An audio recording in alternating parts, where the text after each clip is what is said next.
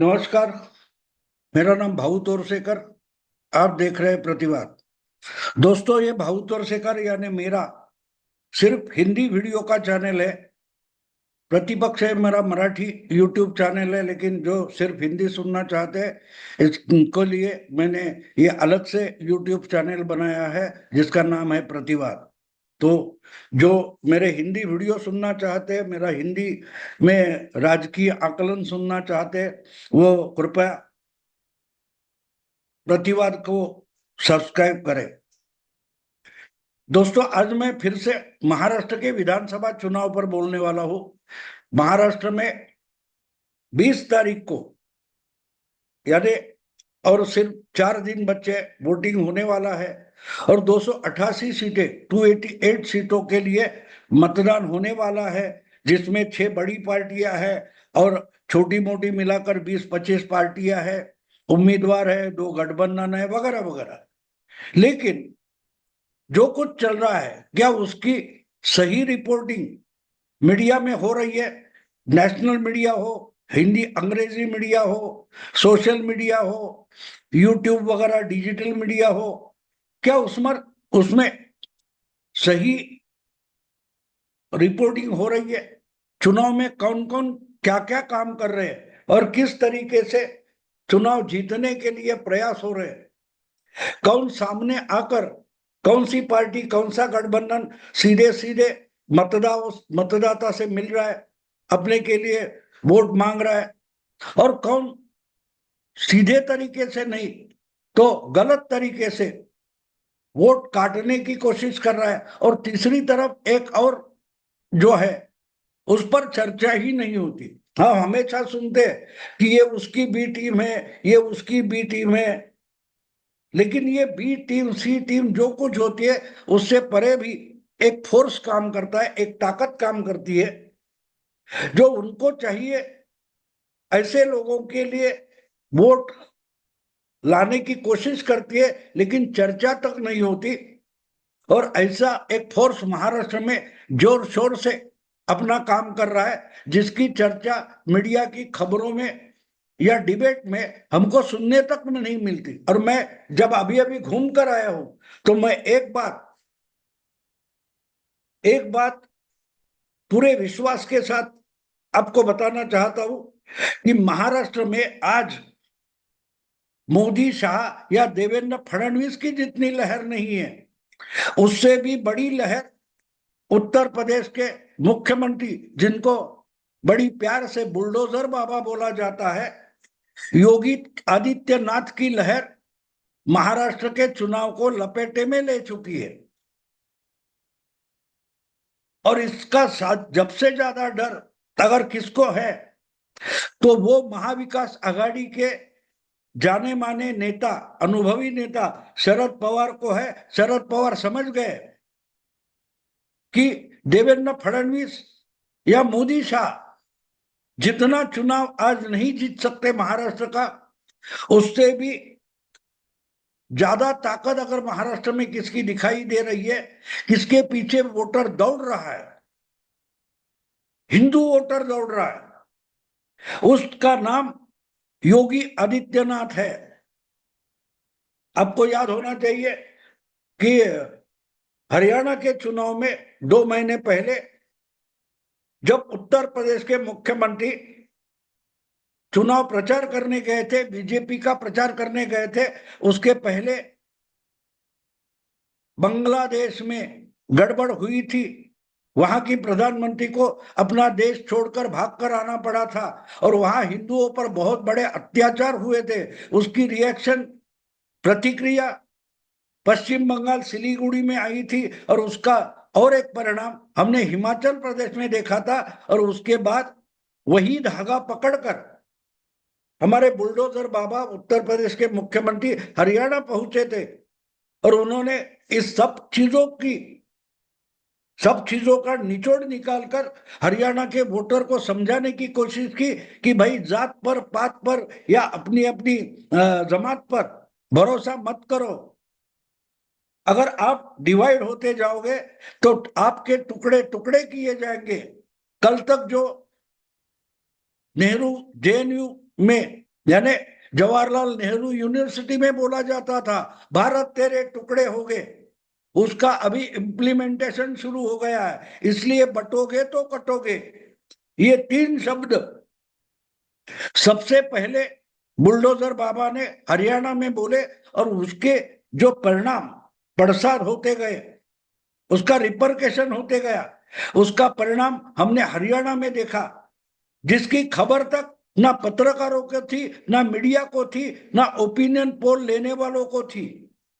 जो बड़ी जोर शोर से इतनी सीटें इसको आएगी, इतना वोटिंग परसेंटेज इसके पास जाएगा, ऐसी बातें करने वाले, ओपिनियन पोल, एग्जिट पोल बनाने वाले, सबको चकमा देकर बुलडोजर बाबा ने हरियाणा बीजेपी के हाथ में सौंप दिया। क्योंकि 3 शब्द चले, वो एक स्लोगन चल गई, बटोगे तो कटोगे। तो सीधा सीधा लोगों को योगी आदित्यनाथ ने बता दिया था, देखो बांग्लादेश में क्या हो रहा है।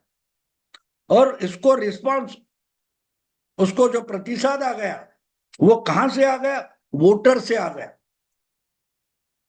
और बाद में पूरे के पूरे पॉलिटिकल एनालिस्ट, राजकीय विश्लेषक, अभ्यासक, या क्या बोलते हैं, ओपिनियन पोल वाले बोलने लगे कि ये अंडर करंट था, हमको पता तक नहीं लगा।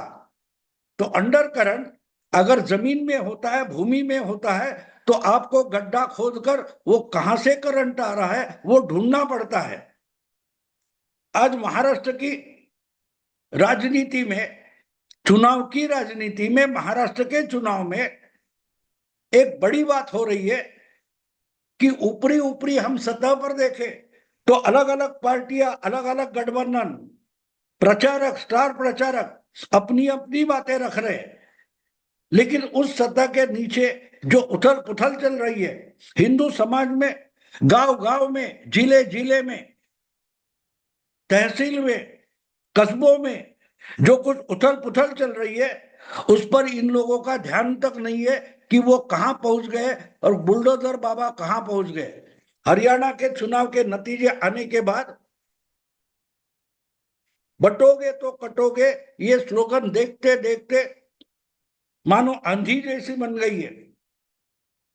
इसलिए महाराष्ट्र में मीडिया, अगर आप देखो तो मीडिया में मोदी, शाह, फडणवीस की चर्चा होती है, पवार, उद्धव ठाकरे की चर्चा होती है, लेकिन गांव गांव में अगर आप जाएंगे, खेडूतों से आप बात करेंगे, तो वहां चर्चा बाबा, बुलडोजर बाबा योगी आदित्यनाथ की हो रही है कि क्या जो बोल रहे हैं बाबा वो सच है, क्या उसका परिणाम होने वाला है। जब थोड़े पढ़े लिखे और ज्यादा पढ़ने वाले लोग बुलडोजर बाबा की जो बात है, कटोगे तो बटोगे तो कटोगे, इससे यूरोप की हालत जोड़ देते हैं। क्यों जर्मनी में मुस्लिम शरणार्थी जो आए थे 10 साल पहले से, उनको निकाला जा रहा है? क्यों फ्रांस में मस्जिदें तोड़ी जा रही है? क्यों ब्रिटेन में मुस्लिम दंगा कर रहे हैं? क्यों मुस्लिम शरणार्थियों ने ब्रिटेन, यूरोप के 10 देशों में, वहां के ओरिजिनल लोग थे, उनकी जिंदगी क्यों हराम कर दी है? क्योंकि बात साफ है, बटोगे तो कटोगे।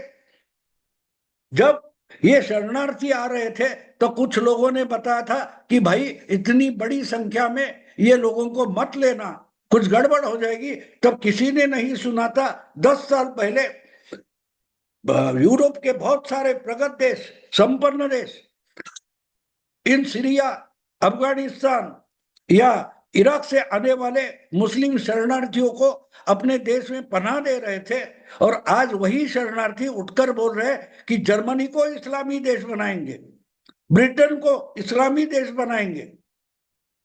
तो 10 साल पहले अगर कोई जर्मनी में, ब्रिटेन में, फ्रांस में या यूरोप के उन 10 देशों में जो शरणार्थियों को आसरा दे रहे थे, पनाह दे रहे थे, वहां कोई बुलडोजर बाबा होता तो उन देशों की हालत बुरी नहीं होती।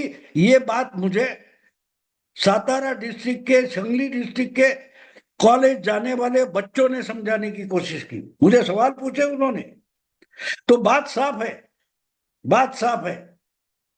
बुलडोजर बाबा महाराष्ट्र के हर गांव में छा गए। एक बात मान सकते हो आप, एक बात समझ सकते हो आप, कि मोदी शाह बीजेपी उनकी आइडियोलॉजी उससे भी ज्यादा अगर गांव गांव में महाराष्ट्र के चुनाव में कोई छाया है तो उसका नाम योगी आदित्यनाथ है, और उनकी वो स्लोगन है, बटोगे तो कटोगे।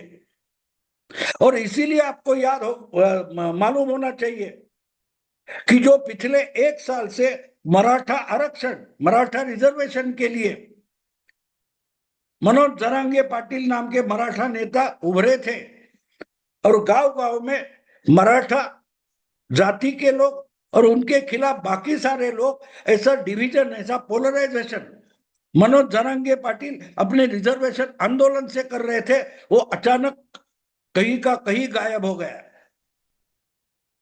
जरांगे पाटिल का मराठा रिजर्वेशन आंदोलन अगर गायब हुआ है तो वो सरकार या और किसी पॉलिटिकल पार्टी के एजेंडे के तहत नहीं हुआ है।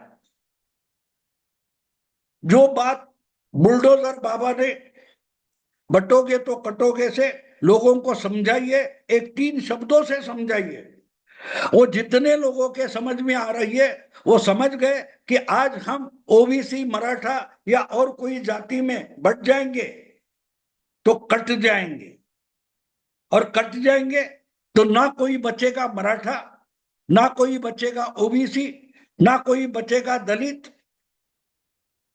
आपको हरियाणा के चुनाव के बारे बात याद होगी कि जो चंद्रशेखर आजाद, रावण नाम का कोई दलित नेता है, उसके बारे में एक मौलवी ने क्या कहा, रावण हुआ तो क्या हुआ, काफिर ही है। तो बटोगे तो कटोगे का मतलब हम वहां समझ सकते हैं कि अगर तुम बट जाओगे तो बटने के बाद ना आप मराठा रहते हो, ना आप वैश्य रहते हो, ना आप ब्राह्मण रहते हो, ना आप ओबीसी रहते हो, ना आप दलित रहते हो, एक एक करके काटे जाओगे, खत्म कर दे जाओगे। जब तक आप हिंदू हो यानी एक हो, जब तक आप हिंदू सुरक्षा कवच पहने हुए हो, तब तक आप पर हमला नहीं हो सकता। इसलिए अगर परीक्षा का समय होता है उस वक्त आपको इकट्ठा होना पड़ेगा। हिंदू बनकर ही जो हिंदू के खिलाफ बोल रहा है उसको सबक सिखाना पड़ेगा। ये बात बुलडोजर बाबा ने कम से कम शब्दों में बोल दी, और इसलिए योगी आदित्यनाथ की उसी स्लोगन का एक्सटेंशन करते हुए आरएसएस वाले भी बोलने लगे कि एक रहोगे सेफ रहोगे। देश के प्रधानमंत्री नरेंद्र मोदी भी वही बात बोलने लगे, एक रहोगे सेफ रहोगे। तो ये बात बाकी सारे लाभार्थी वगैरह जो कुछ आइडिया है वो तो छोड़ दो, अगर लोगों तक गांव गांव बात पहुंची है तो बटोगे तो कटोगे ये पहुंची है। और इसलिए जो जो धर्म के नाम पर मंदिर में पुजारी है, कोई कीर्तनकार है, या धर्म के आधार से अपनी जीवनी कर रहा है, उपजीविका कर रहा है, वो सारे एकजुट होते जा रहे हैं। कल मंदिर में जाना है तो आज हिंदू रहना पड़ेगा वरना मंदिर ही नहीं बचेगा। ये दिमाग में लोगों के इतना बैठ गया है कि बुलडोजर बाबा योगी आदित्यनाथ की महाराष्ट्र में मानो एक लहर आ गई है। मैं मानता हूं, जितना मेरा आकलन है, 55 साल से मैं पत्रकार हूं, मैं अगर घूम कर आया तो मुझे एक बात दिखाई दी कि आज बीजेपी की लहर नहीं है। मोदी शाह की पॉपुलैरिटी इतना काम नहीं कर रही है जितना बड़ा काम योगी आदित्यनाथ के 3 शब्द कर रहे, बटोगे तो कटोगे। मतलब साफ है, ना बटेंगे ना कटेंगे, डटकर खड़े रहेंगे। यही बात महाराष्ट्र के कोने कोने में जा पहुंची है, और लोगों ने तय किया है कि ये चुनाव किसी मांग के लिए नहीं है, किसी आरक्षण के लिए नहीं है, किसी पार्टी के लिए नहीं है, किसी विचारधारा के लिए नहीं है। ये चुनाव जिंदा रहने के लिए, हिंदू होकर जीने के लिए ये चुनाव डिसीजिव है। और इसलिए जो योगी बाबा बोल रहे उसका जो मतितार्थ है, निचोड़ है, वो महाराष्ट्र के गांव गांव में पहुंच गया। और मैं मानता हूं कि 23 नवंबर को जब चुनाव के नतीजे आएंगे, परिणाम आएंगे, तो एक बड़ा चमत्कार हम देखेंगे। हरियाणा में जो कुछ हुआ उसका अगला कदम महाराष्ट्र में पड़ने वाला है। महाराष्ट्र में जोर शोर से बीजेपी जीतेगी, ये कागज पर दिखाई देगा, लेकिन जीतेगा हिंदू। हिंदुओं में कोई जात नहीं जीतेगी, कोई जमात नहीं जीतेगी, कोई भाषा नहीं जीतेगी, जीतने वाला है हिंदू। और ये चमत्कार करने वाले गांव गांव के हिंदू समाज को मानने वाले वोटर ये चमत्कार करने वाला है। तो दिखाई कागज पर देगा कि बीजेपी जीत गई, बीजेपी का महायुति गठबंधन जीत गया, लेकिन असल में हिंदू समाज जीत जाएगा। और ये गांठ बांध लिए सबने। दोस्तों देखते हैं क्या होता है। अभी तो मैं बोल रहा हूं 16 तारीख है, सिर्फ 7 दिन बचे हैं काउंटिंग के लिए। आज मैं बोल रहा हूं तो 16 तारीख है, और 16 तारीख में आप 7 दिन जमा करो तो चुनाव के नतीजे आपके सामने होंगे।